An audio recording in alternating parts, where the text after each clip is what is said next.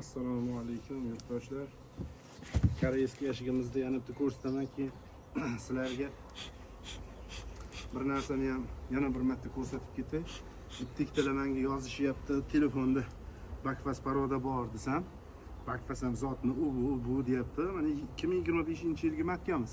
1 2 3 4 5 6 7 8 9 10 ramkada turibdi. Mana men sizlarga bakfasda qanaqa ishlaganini ko'rsatay. Mana urib qo'yishlari o'ta go'zal. Asalni ko'ryapsizlarmi?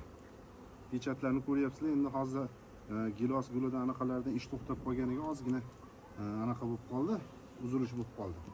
Mana ko'ringlar. Rasplotlarni ko'ringlar, asallari ko'ringlar mana. Rasplotlar doda, asallar doda, bakfas mana shu yerda. O'sha pechati bor mana, oppoq pechati. Bu yil hammasini mana shu 10 ta mashinani ham 2025-yilda o'zida ishladi bular. Mana rasplotlar. Mana ko'ringlar. Yani bu asallarni ko'rib like bosib, kanalimizga obuna bo'lmaganlar obuna bo'lasizlar.